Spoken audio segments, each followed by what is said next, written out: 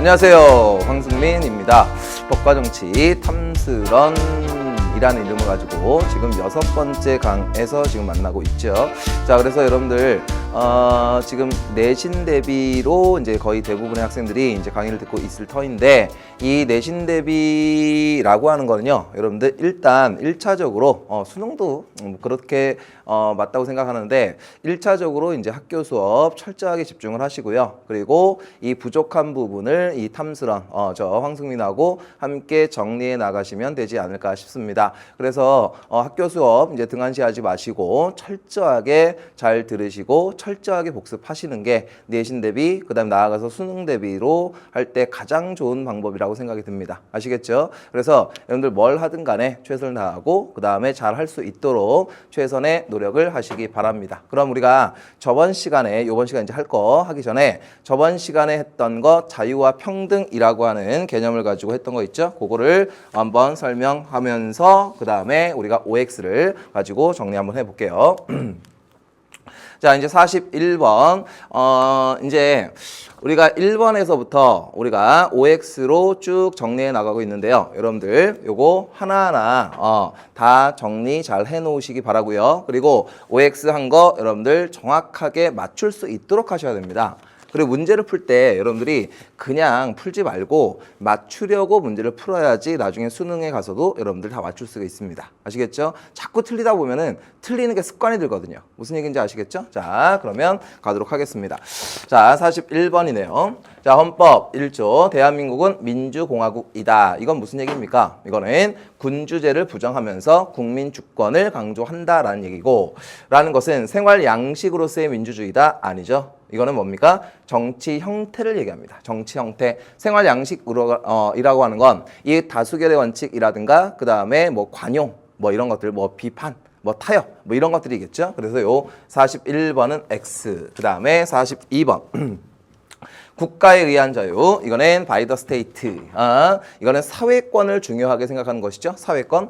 그래서 국가로부터의 구속과 통제가 없는 상태를 추구한다. 이거는 국가로부터의 자유를 얘기하고 있죠. 그러니까 국가에 의한 자유와 뒤에가 맞지가 않습니다. X 하시면 되고요. 3번 누진세. 누진세라고 하는 건 소득이 많은 사람에게는 더 높은 세율을 부과한다는 얘기고, 근데 잠정적 우대 조치라고 하는 건 뭐냐? 이 사회적 차별 계층, 다시 얘기해서 약자 계급, 약자 계층을 대상으로 해서 우선적으로 혜택을 주는 것입니다. 아시겠죠? 이게 잠정적 우대 조치입니다. 그럼 이거는 배분적 정의, 그 다음에 상대적 평등, 실질적 평등을 추구하는 게 목적이 됩니다. 됐죠? 그래서 실질적 평등을 추구하는 개념이다. O 하시면 되고, 4번 국가로부터 자유, 이거 자유권이죠. 적극적 성격이 아닌 소극적 성격의 자유 개념이다. 맞죠? 맞고, 그 다음 45번 장애인 주차구역은 장애인을 우선적으로 보호한다는 얘기니까 이거는 절대적 평등이 아니라 이건 상대적, 실질적, 배분적 정의를 얘기하고 있죠. 그래서 X 하시면 됩니다. 그 다음 46번. 인간다운 삶의 보장은 국가에 의한 자유죠. 그러니 국가로부터의 자유라고 하면 잘못된 거죠. 이거는 간섭 안 하는 let it be의 상태를 얘기한다라고 얘기했고, X 47번. 배분적 정의는 같은 것은 같게 다른 것은 서로 다르게 취급하자라는 원칙이다. 맞죠? O. 복지 혜택은 무엇입니까? 실질적 평등. 틀리고. 그다음 49번. 선거 구간 과도한 인구 편차를 해소하기 위한 조치는 상대적 평등? 아니죠. 절대적 평등. 다시 얘기해서 다 비슷하게 가야 된다는 얘기죠. 됐습니까? 그래서 이거는 절대적 평등을 추구한다. 50번. 교육평가 우수대학교의 대학 발전을 위한 보조금 지원은 형식적 평등을 추구하기 위한 것이다? 아니죠. 잘한 대학교는 좀 더 준다는 얘기니까 이거는 같은 것은 같게 취급해야 되겠지만 서로 다른 것은 다르게 취급하는 게 아니라, 다시 한번, 같은 것은 같게 취급해야 되겠지만 다른 조건이 있으면 서로 다르게 취급하자라는 얘기죠. 그러니까 이거는 형식적 평등이 아니라 실질적 상대적 평등을 추구하는 개념입니다. 되시겠죠? 그래서 요 5강에 일단 OX는 이렇게 한번 풀어드렸습니다. 자, 다운로드 받아가지고 여러분들이 정확히 풀고 보셔야 됩니다. 됐죠? 자, 그래서 우리가 이렇게 해서 이제 OX를 정리하도록 하고요. 그럼 우리가 저번 시간에 이제 민주정치의 원리와 과제로서 첫 번째 주제를 정리했고, 자유와 평등, 이라고 하는 개념을 아주 심도 있게 정리를 했고요. 여러분들 정확하게 이해하고 있어야 됩니다. 이해가 안 됐으면 강의를 다시 듣거나 아니면 복습을 하셔야 됩니다. 되시겠죠? 강의도 뭐 다시 복습 개념이겠지만. 자, 그럼 이번 시간에는 첫 번째 어디냐? 거기 32페이지에 나오는 거 있죠? 민주정치의 원리라고 하는 걸 정리 먼저 시작을 하도록 하겠습니다. 되시겠죠? 자, 갑니다. 자, 민주 정치의 원리라는 개념이 있습니다.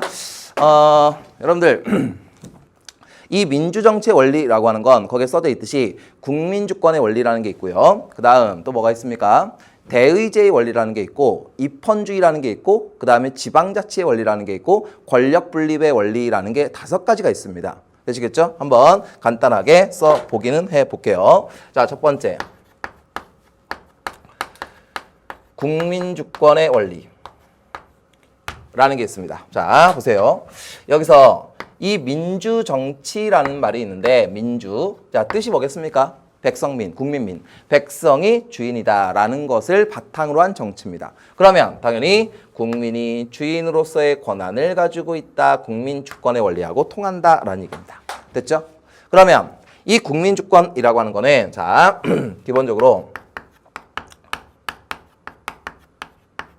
참정권의 보장을 핵심의 원리로 생각하겠죠.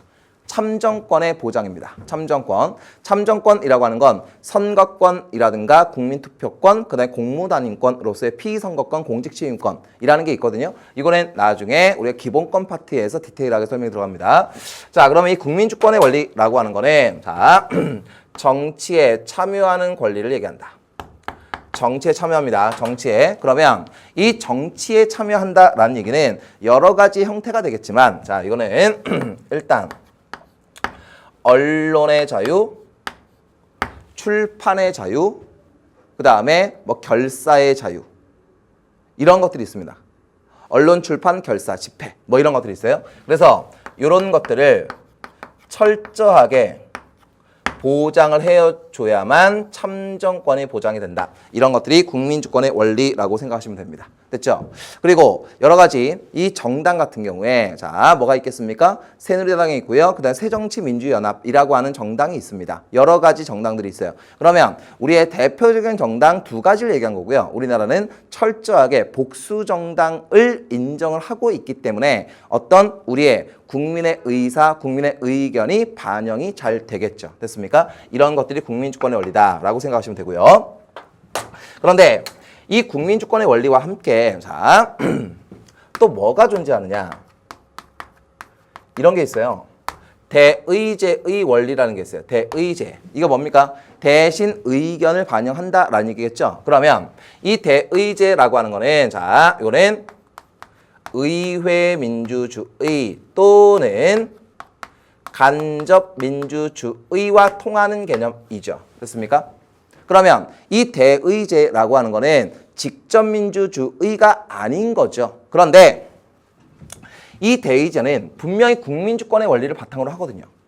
국민주권의 원리를 바탕으로 하기 때문에 국민의 의견이 잘 반영이 돼야 됩니다. 우리가 폴리티컬 시스템, 정치 체계라고 하는 걸 배웠죠. 투입, 정책 결정 기구, 그 다음에 산출, 그 다음에 환류, 뭐 피드백 이런 거 배웠죠. 그러면 이 대의제라고 하는 거는 자 우리가 요구할 걸 철저히 요구하고요. 지지할 걸 지지하고 반대할 걸 반대해야 되는 것인데 실제로 간접민주주의 대의제 의회제이다 보니까 실제로 반영이 잘 되지 않는 경우가 많습니다. 그러니 이 대의제에서 우리가 경계해야 될 건 뭐겠습니까? 정치적 무관심을 경계해야 되겠죠. 됐습니까? 어쨌든 민주정치의 원리로서 대의제라는 게 있다. 이 정도 생각하시면 되고요. 그 다음에 뭐가 있느냐? 입헌주의라는 게 있어요. 입헌주의. 책을 들고 있었군요. 무겁습니다. 자, 입헌주의라는 말이 있는데, 자, 입헌주의라고 하는 거는 자, 이런 뜻이에요. 입각한다라는 얘기입니다. 입각한다, 의거한다. 어디에다가? 헌법에다가 의거한다라는 얘기예요. 됐습니까? 헌법에 의한다라는 얘기입니다. 그러면 요 입헌주의는요. 군주가 있는 나라에서 입헌주의가 존재할 수 있을까요? 군주가 있는, 왕이 있는 나라에서 이 입헌주의가 있을 수 있을까요? 있을 수 없지 않습니다. 있을 수 있다는 얘기예요. 알겠습니까? 자, 기억하셔야 됩니다. 입헌주의라고 하는 거는 군주제에 반영이 될 수 있습니다. 대표적인 나라 어디 있을까요? 영국, 일본, 뭐 태국 이런 데가 입헌군주제예요. 알겠습니까? 입헌군주제. 그러면 입헌주의와 군주제가 결합을 하면 어떻게 되겠습니까? 군주는 형식적 존재로서 헌법의 아래에 있는 거죠. 그러니까 명목상의 국가 원수에 불과한 것입니다. 됐죠? 그리고 여러분들 우리나라와 같은 공화제 국가, 군주의 존재를 인정하지 않는 공화제 국가에서는 입헌주의가 반영이 될 수 있을까요? 입헌주의가 반영될 수 있죠. 됐습니까? 그러니 입헌주의라고 하는 건 군주제에서도 나타날 수 있고 그 다음에 공화제에서도 나타날 수 있다라고 하는 거 기억을 하시기 바랍니다. 됐죠?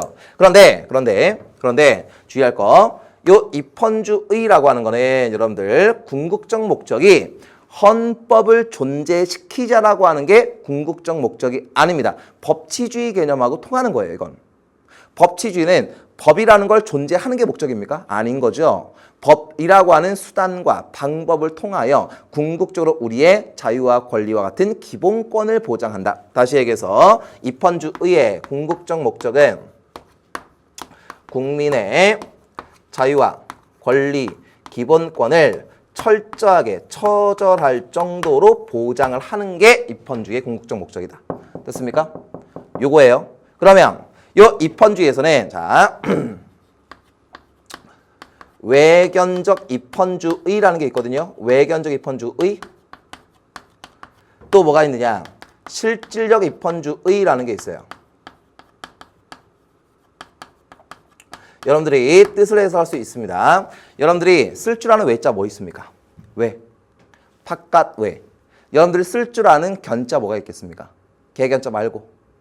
볼견. 그러니까 겉으로 보았을 때 입헌주의라는 뜻이에요. 무슨 얘기인지 알겠습니까? 그러니 이 외견적 입헌주의는 법치주의 개념 중에서 무엇과 통할 수 있는 개념이겠습니까?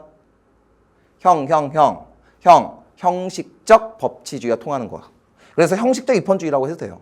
그 다음 실질적 입헌주의는 뭐냐? 이거는 실질적 법치주의와 통하는 개념이라고 할 수가 있죠. 됐습니까? 그래서 지금까지 민주정치 원리로서 세 가지를 얘기했습니다. 세 가지. 여기에다가 지방자치의 원리라는 게 있어요. 지방자치의 원리. 이거는 지방의 일은 스스로 지방이 담당한다라는 얘기입니다. 알겠죠? 이건 잠시 후에 한 번 더 얘기가 나옵니다. 쓰지는 않을 거예요. 그러면 오늘 배우는 주제 중에 가장 중요하다고 얘기할 수 있는 자, 요 원리를 우리가 공부 한번 해보겠습니다.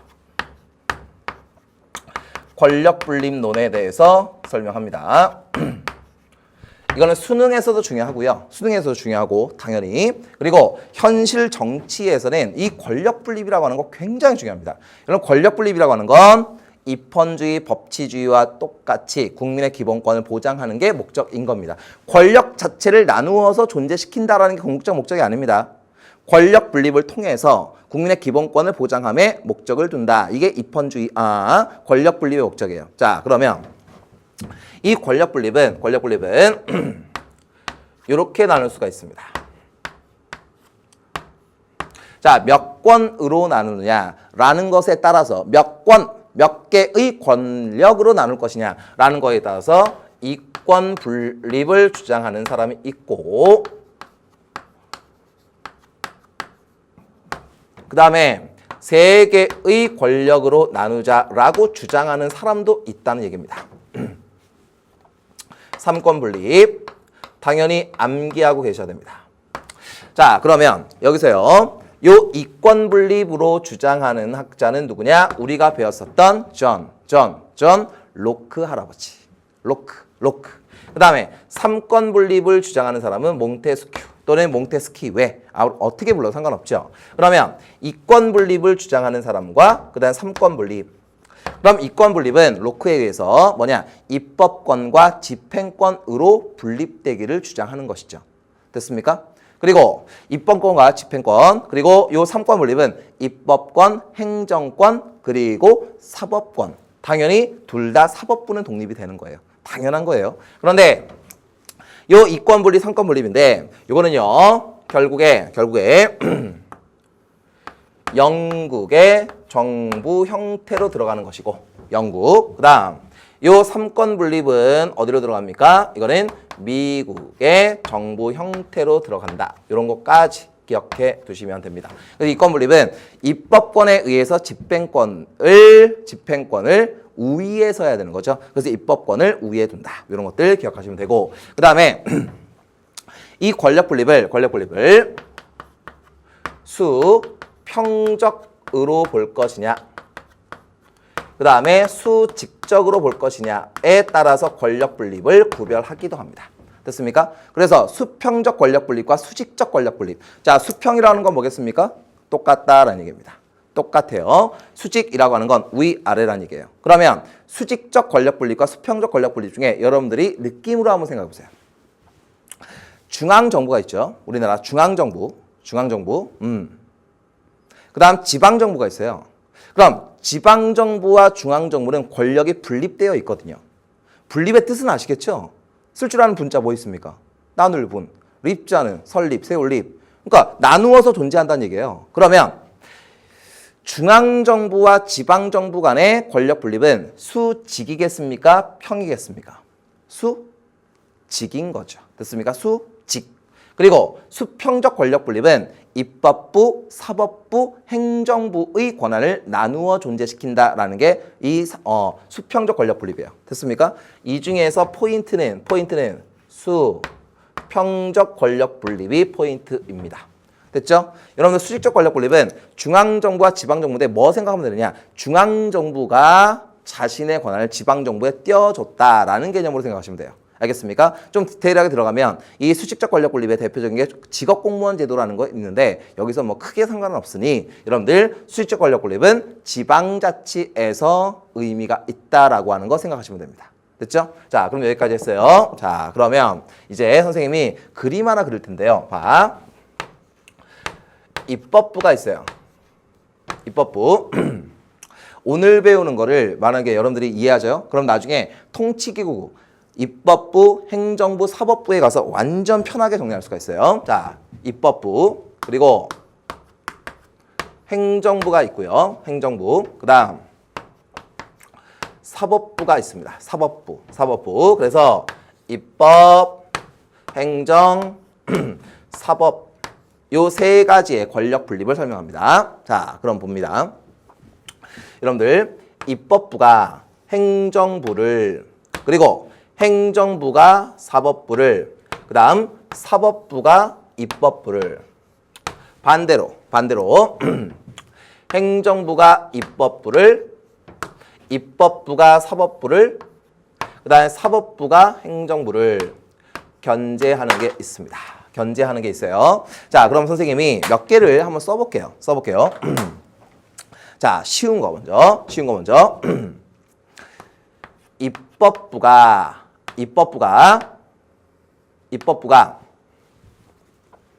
다시 한번 쓸게요.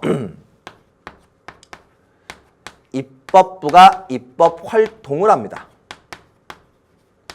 입법 활동합니다. 법률을 만들어요. 법률. 자, 헌법을 만드는 주체는 누구죠? 국민입니다. 법률을 만드는 주체는 국회입니다. 명령은 대통령, 총리, 장관, 그리고 조례는 지방의회, 그 다음에 규칙은 지방자치단체의 장이 만듭니다. 자, 그러면 입법활동. 자, 입법활동. 여기서 요 입법부의 활동을 얘기합니다. 됐죠? 그 다음. 자, 국정감사가 있어요. 국정감사. 그 다음에 국정감사로서 국정조사. 국정감사는요, 이거는 일반적인 것을 알아보는 것이고, 조사는 특별한 거. 자, 이렇게 보시면 되고요. 자, 그 다음. 위헌, 법률, 심판이 있어요. 위헌, 법률, 심판. 조금 어려워지네요. 자, 그리고 위헌, 위법, 명령, 규칙, 처분을 심사하는 권한이 있습니다. 자, 선생님이 일단 쭉 한번 써볼게요. 자, 그리고 행정소송이 있어요. 행정소송. 그리고 조약의 체결 또는 비준에 대한 조약의 체결 비준에 대한 동의권. 그리고 헌법 기관 임명에 대한 동의권이 있다고 칩시다. 자, 보세요. 잘 보세요. 하나씩 설명합니다. 자, 여기서 입법권이 있어요. 입법권. 자, 이건 뜻이 뭡니까? 법을 만들어요. 그러면 일단 입법 활동이니까 이건 누구의 활동이에요? 입법부의 활동이죠. 그러면 입법 활동을 통해서 어디를 견제하겠습니까? 행정부도 견제하고 사법부도 견제하겠죠. 됐습니까? 이해가 되시나요? 그러니 이 입법부는 행정부를 입법 활동을 통해서 견제할 수가 있죠. 됐습니까? 입법 활동을 통해서 견제할 수가 있습니다. 오케이. 여기는 별거 아니죠. 두 번째. 국정감사, 국정조사입니다. 이거는 국회가요. 국회의 주도하에 누구를 견제하는 걸까요? 행정부를 견제합니다. 행정부. 됐어요? 그래서 정부에 대한 국정감사, 정부에 대한 국정조사라는 거예요. 이해가 되시죠? 그러니 이거는 국정조사와 국정감사가 여기에 들어갑니다. 오케이. 자, 그리고요. 위헌법률 심판이라고 썼는데 이 위헌법률 심판은 헌법재판소가 하는 거예요. 굉장히 중요한 개념이에요. 이거는. 그런데 선생님 쓰다가 여기서 그냥 생략을 했는데 위헌법률을 제청하는 겁니다. 제청. 다시 한번. 위헌법률 심판을 제청하는 겁니다. 다시 한번. 헌법에 위반한 법률을 심판한다. 누가? 헌법재판소가. 그런데 이 위헌법률 심판을 해주세요라고 청구하는 게 제청입니다. 그러면 위헌법률 심판 제청은 일단 누구를 견제하는 기능일까요? 누구를 헌법에 위반한 법률을 혼내주는 거죠. 다시 한번 헌법에 위반한 법률을 혼내주는 거죠. 그러면 법률을 만든 권력이 어딥니까? 입법부죠. 그러면 입법부인데 입법부를 견제하는 거예요. 그런데 이 위헌법률 심판을 청구하는 건 누가 하느냐? 법원에서 하는 거예요. 법원. 그래서 어디냐? 여기 위헌법률을 심판함에 있어서 제청권자는 사법부입니다. 그래서 사법부가 입법부를 견제합니다. 됐습니까? 오케이. 자, 그 다음 요거 나올 때마다 친구들이 많이 틀리는데 자, 이거 중요합니다. 위헌, 위법 이게 뜻이 뭐예요? 헌법에 위반하거나 법률에 위반한 사안에 대해서 다시 한번 헌법에 위반, 법률에 위반한 명령과 규칙과 처분을 혼내주는 겁니다. 됐습니까? 그러면 명령, 규칙, 처분은 누가 내립니까?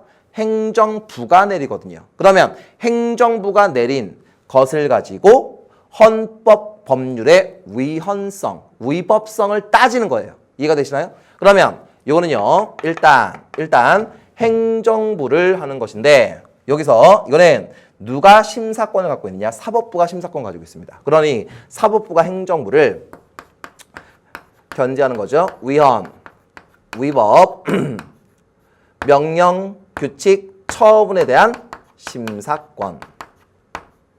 사법부가 행정부를 견제합니다. 됐죠? 오케이. 행정소송은 뭐겠습니까? 이거죠. 행정처분을 가지고 사법부가 행정부를 견제하는 거죠. 행정소송.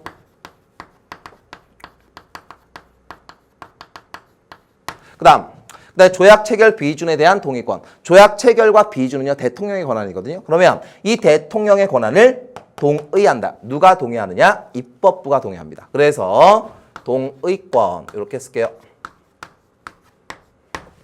입법부가 행정부를 견제한다. 대통령이 행정부니까. 그다음에 헌법기관 임명에 대한 동의권. 이것도 똑같이 입법부가 행정부, 대통령을 견제하는 기능입니다. 됐죠? 자, 그러면 아주 대표적인 것만 썼는데요. 이거 여러분들이 정확하게 이해를 하셔야 됩니다. 이해를 하셔야 돼요. 대표적인 거니까 여러분들 이 정도 이해하시면 애지간한 문제는 다 맞출 수 있으리라고 생각을 합니다. 됐죠? 이 중에서 중요한 거 위헌, 위법에 대한 명령, 규칙, 처분에 대한 심사. 그 다음 위헌 법률 심판에 대한 제청. 요거 기억하셔야 됩니다. 됐죠? 그래서 요 내용 잘 정리해 두시면 됩니다. 이게 권력 분립이에요. 됐죠? 권력 분립입니다. 그래서 이 5가지의 민주정치 원리 쭉 한번 머릿속으로 되뇌어 보세요. 됐죠? 국민주권, 대의제, 입헌주의 권력분립 지방자치, 지방분권이라는 거 있을 때 이 권력분립은 여러분들이 칼같이 정리를 해둘 필요가 있다. 됐죠? 여기까지 했습니다. 다시 가볼게요. 자, 그래서 이제 저하고 이제 정리한 게 무엇이냐? 32페이지의 권력 분립 얘기했고요. 그 다음에 오른쪽에 자료 탐구에 있는 권력 분립까지 얘기했습니다. 됐죠? 자, 그러면 이제 한 장을 넘겨서요. 우리나라 민주정치 발전의 특성과 그 다음에 과제와 정치 문화 유형 이거를 정리하도록 하겠습니다.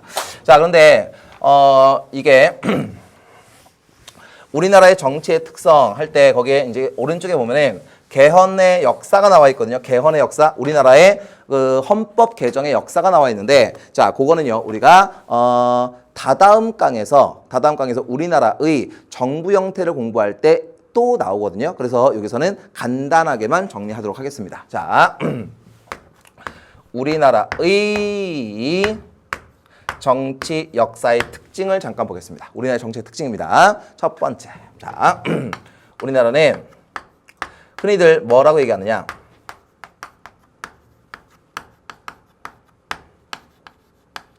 권위주의적 정치 역사를 가지고 있다라고 얘기합니다. 자, 책에 나오는 내용입니다. 이 권위주의적 정치의 역사를 가지고 있다라고 얘기합니다. 자, 여러분들 이 권위라는 말은 자, 긍정적으로 표현할 수도 있고요. 그 다음에 부정적으로도 표현할 수 있어요. 자, 보세요. 우리 아빠는 너무 권위적이야. 예전 한번 설명했습니다. 우리 아빠는 너무 권위적이야. 이거는 긍정적입니까? 부정적입니까? 부정적. 우리 말 안 듣는다는 얘기 아닙니까? 우리 아빠는 권위가 있어. 이거는 긍정적이라는 뜻이에요. 이거는 부정적 의미입니다. 부정적 의미. 자, 그러면 이 권위주의적 정치 역사를 얘기를 하는데 그 이유, 대표적으로 무엇이냐? 자, 이겁니다. 자,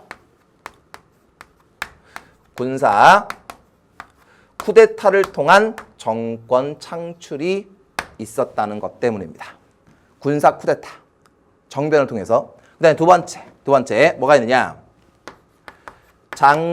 자신의 장기 집권을 위해서 개헌을 활용했다라는 얘기입니다. 쿠데타가 있었다는 것이고 장기 집권에 대한 개헌이 있었다라는 얘기입니다. 됐죠? 자, 그러면 여기서요. 이 쿠데타라고 하는 정변이라고 하는 군사 정변이라고 하는 건 뭐가 있습니까? 5.16 군사 정변이 있고요. 그 다음에 12.12 군사 정변이 있습니다. 됐죠? 자, 전자는 박정희 대통령, 그 다음에 후자는 전자 대통령이 했던 거죠. 그래서 이 쿠데타를 통해서 어떤 정권을 창출했으니까 이거는 너무 권위주의적이다라고 얘기하는 것이고, 그 다음 장기 집권을 위한 개헌이 있습니다. 그래서 1차 개헌, 2차 개헌 뭐 다 이승만 대통령의 장기 집권을 위한 것, 이거는 다다음 강에서 한번 정리할 예정입니다. 자, 그리고 뭐 유신헌법 뭐 이런 것들이 이 장기 집권을 위한 개헌이었다. 이렇게 보시면 되겠고요. 자, 그리고 여기 이제 우리나라는 이 독재, 이런 것들이 이제 독재를 위한 어떤 형태 아닙니까? 그래서 이 독재 정치가 자주자주 발생했던 것이죠. 그래서 이런 것들은 디테일하게 우리가 다다음 강에서 한번 정리하도록 하겠습니다. 됐죠? 자, 그래서 거기에 우리나라 민주정치 발전의 특성과 과제는 그렇게 한번 쭉 읽어보시고요. 그 밑에 정치문화의 유형을 정리하겠습니다. 정치문화의 유형 한번 볼게요.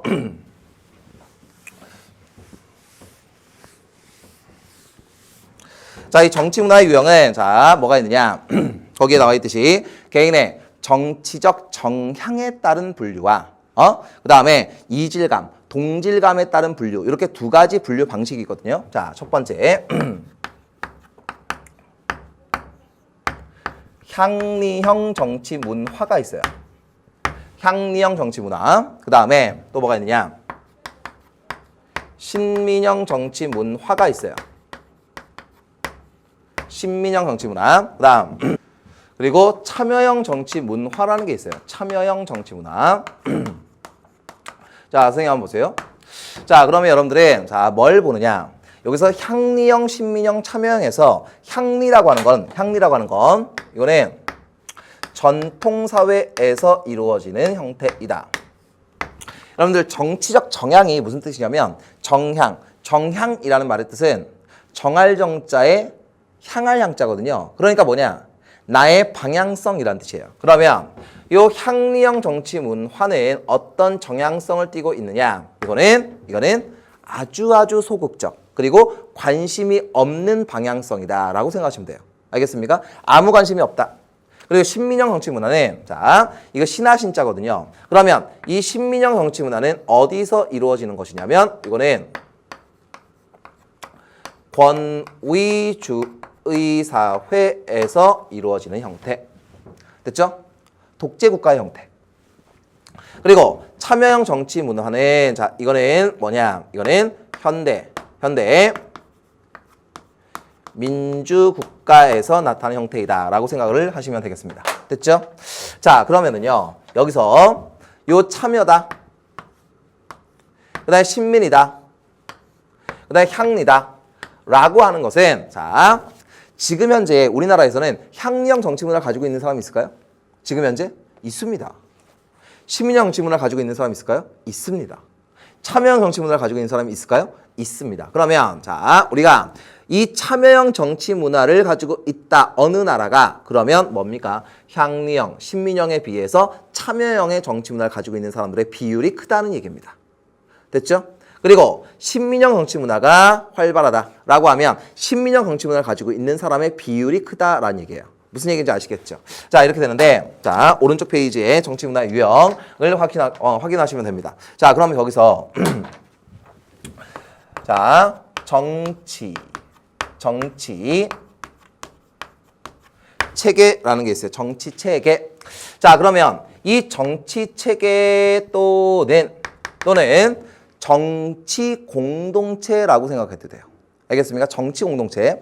여러분들 가장 쉽게 생각할 수 있는 게 이렇게 생각하시면 되는데, 자, 요 향리형 정치 문화는 조선사회, 고려사회를 생각하시면 돼요. 됐습니까? 됐죠? 자, 여러분들, 얼마 전에 K본부에서 정도전이라는 드라마를 했었어요. 대하 드라마를 했었고, 그 다음에 이제 조금 있으면 뭐 징비록이라는 그 드라마를 한다고 합니다. 징비록 굉장히 재밌을 걸로 예상은 되는데, 여러분들은 공부하시면 됩니다. 여러분들은. 그런데, 정도전이라는 드라마에서 보면은 이런 장면이 나오거든요. 거기 이성계하고, 그러니까 그 유동근 씨하고, 그 다음에 유동근의 이제 그 의형제 맺었던, 그분하고 이제 어떤 주막을 갔었어요. 주막을 갔었는데, 얘기하는 걸 보니, 여러분 향리형 정치 문화를 아주 단적으로 보여주더라고요. 자, 이렇게 생각하시면 돼요. 사람들은 조선이 건국됐던 걸 몰라요. 조선이 건국됐던 걸 모릅니다. 이게 향리형이라고 생각하시면 돼요. 알겠습니까? 여러분들 정치 체계에 대한 관심 둔감합니다. 아주 둔감합니다. 마이너스예요. 그리고 신민형 정치 문화는 자, 뭐 생각하면 되느냐? 독재국가라고 생각하시면 돼요. 그러면 독재국가니까 일단 기본적으로 우리나라는 어떤 나라다라는 느낌은 있을 거 아닙니까? 그러므로 이 권위주의 국가라고 하더라도 정부형, 정치체계, 정치 공동체에 대한 관심은 민감하게 반응할 수 있다는 얘기예요. 무슨 얘기인지 아시겠죠? 그 다음에 참여형 정치 문화, 당연히 지금 현재 관심이 많이 가겠죠. 됐습니까? 야, 이렇게 이루어집니다. 자, 그러면 두 번째 투입이 있어요. 투입이 있고 두 번째, 세 번째 산출이 있습니다. 투입과 산출이 있어요. 자, 그러면 여기서요. 이 투입이라고 하는 건 뭡니까? 요구와 지지와 반대를 한다는 얘기 아닙니까? 그러면 이 향리형 정치 문화는 전통사회입니다. 요구, 지지, 반대라는 개념이 없죠. 됐습니까? 그냥 아무것도 하지 않는 수동적, 소극적 존재일 따름입니다. 그리고 이 권위주의 국가, 독재 국가라고 생각을 하겠죠? 그러면 거기에서는 활발하게 자신의 의견을 반영할까요? 하지 않습니다. 그리고 참여형 정치 문화에서는 자, 활발하게 자신의 의견을 반영할까요? 반영합니다. 됐죠? 자, 요게 인풋에 대한 정치 문화의 특징을 정리한 거예요. 그 다음 아웃풋이라고 하는 건 산출이죠. 어떤 정책을 결정한 그 내용이 나온 것이죠. 그러면 자, 향리형 정치 문화가 있는데 여기서는 아무것도 모릅니다. 아주 동감합니다. 아주 동감합니다. 그리고 심리형 정치 문화, 이 산출에 대해서는 민감합니다. 그리고 참여형 정치 문화 민감합니다. 참여형. 됐죠? 자, 이렇게 생각하시면 돼요. 그래서 민감과 둔감으로서 구별하시면 되겠고, 그리고 내가 정치의 주체다라는 생각이 있습니다. 내가 정치의 주체다라는 생각은 어떻게 되겠습니까?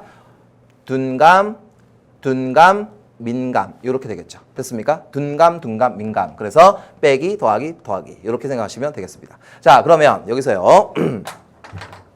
요 향리형 정치 문화, 심리형 정치 문화, 참여형 정치 문화가 있을 때 문제 패턴이 이렇게 나올 수가 있어요. 자, 아까쯤 얘기했듯이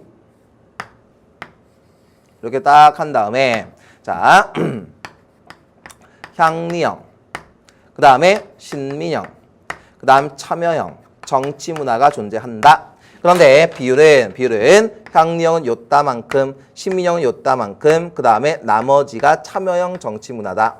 라고 하면 이 막대 그래프는 참여형 정치 문화를 표현하는 것입니다. 됐죠? 자, 이렇게 생각하시면 되겠고, 그리고 여기서 이 참여형 정치 문화에서는 여러분들 기억해야 될 단어가 있습니다. 자, 이거 정치적 신뢰감, 그리고 정치적 효능감 이라는 말을 함께 정리해 두셔야 됩니다. 됐죠? 다시 한번 정치적 신뢰감과 정치적 효능감. 자, 정치적 신뢰감이라고 하는 건 믿음이죠. 믿음. 그래서 정치인들에 대한 믿음. 그래서 뭐 도덕성이 좋다든가 이러면 신뢰감이 높아지겠죠. 그 다음 정치적 효능감이라고 하는 건 뭐냐? 내가 이만한 주장을 하고 요구하고 지지를 하고 반대를 했어요. 그런데 내가 주장한 게 제대로 반영이 되는가 정도, 어느 정도 반영되는가라는 것에 대한 생각입니다. 그러면 내 생각이 잘 반영이 된다라고 하면 사람들은 정치적 효능감이 높아짐으로써 활발하게 정치에 참여하려고 하겠죠. 됐죠? 그리고 정치적 신뢰감 똑같습니다. 정치인들이 신뢰가 갑니다. 그러면 당연히 합법적 형태로 무언가를 인풋을 하겠죠. 됐습니까? 이렇게 생각하시면 되겠습니다. 됐죠? 그래서 이 정치적 신뢰감, 그다음에 정치적 효능감, 그 다음에 향리형, 심리형, 그 다음에 참여형 정치 문화, 요거 함께 정리해 두시면 됩니다. 됐죠? 자, 그래서 거기에 34페이지에 내용 한번 쭉 보시고요. 그 밑에 정치적 의견의 동질성에 대한 분류 이렇게 해서 그거 하나만 정리하겠습니다. 자, 또 뭐가 있느냐? 다극적 정치 문화가 있어요. 다극적 정치 문화. 그 다음에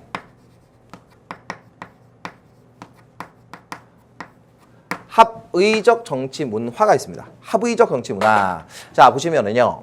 자, 이 다자 많습니다. 극자는 극점입니다. 남극, 북극 할 때 극. 그러면 자, 보세요. 극점이 많다라는 얘기입니다. 됐죠? 그 다음에 합의적이라고 하는 건 잘 합의가 되어 있다는 얘기입니다. 자, 간단하게 요 단어 한번 볼까요? 자, 뭐가 있냐면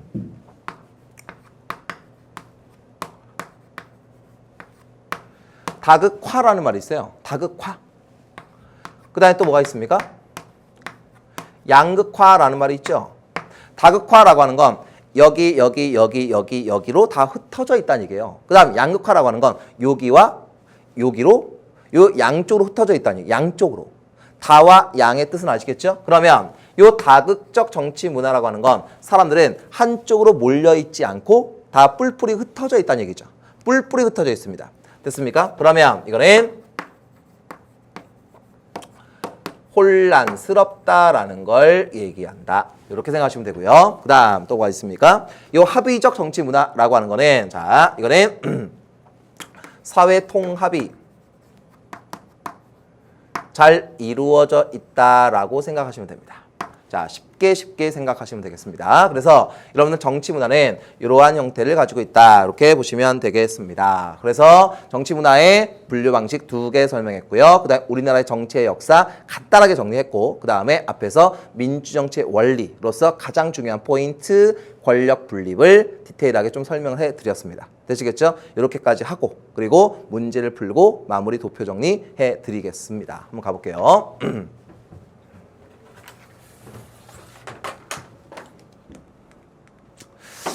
자, 뉴 탐스런 교재 기본 문제 10번입니다. 자, 페이지가 41페이지군요. 41페이지.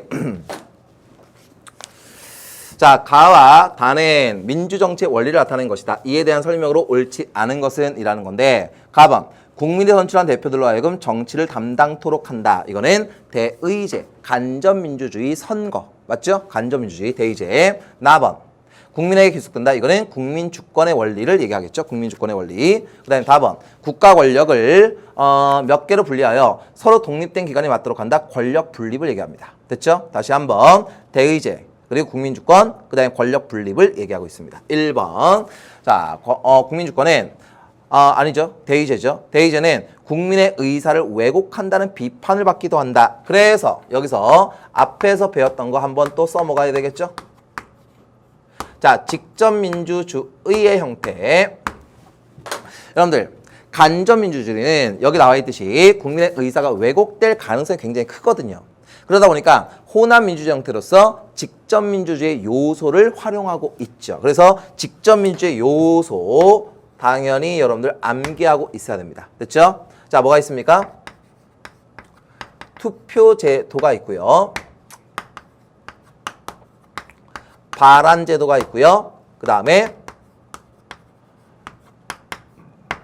소환제도가 있습니다. 그래서 투표, 국민투표, 주민투표. 그 다음에 발안, 국민발안, 그 다음에 주민발안. 그 다음에 소환은 국민소환, 주민소환이 있죠. 자, 그런데 여기서요. 투표는 국민투표와 주민투표가 다 있고 그 다음에 발안은 국민발안은 없고 주민발안은 있죠. 그래서 조례개표 청구권이라는 게 있고 그 다음에 국민 소환은 없지만 주민 소환은 있다. 이렇게 생각을 하시면 되겠습니다. 어떤 의미인지 알겠죠? 다시 국민, 주민 다 있고 여기는 주민 발안만 있고 주민 소환만 있다.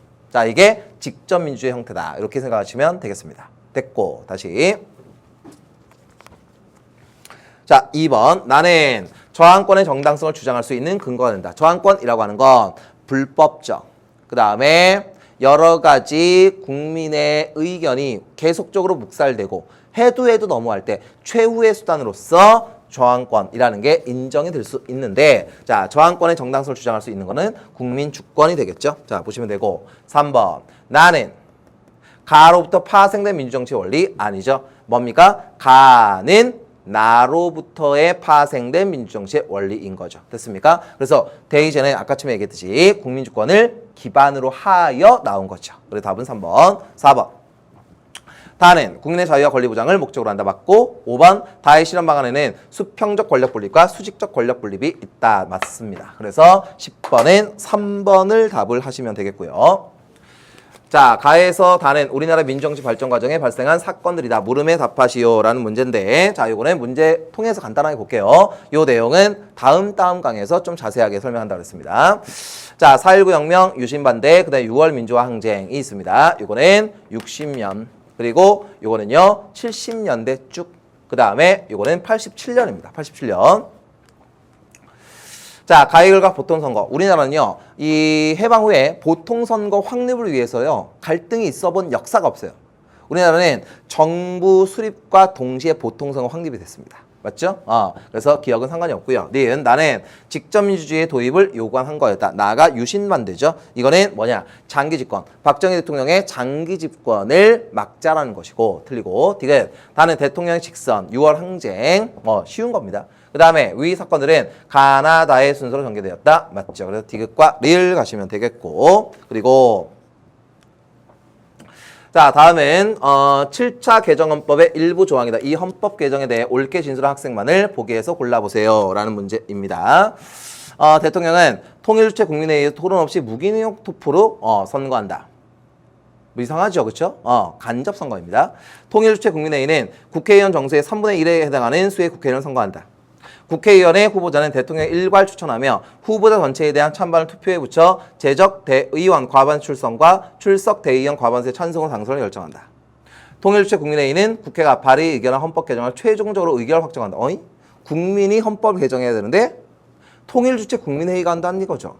지방의회는 조국 통일이 이루어질 때까지 구성하지 아니한다. 뭡니까? 지방자치제도를 하지 않는다는 얘기죠. 갑, 행정부 수반의 권한 강화죠. 됐습니까? 기억 틀리고.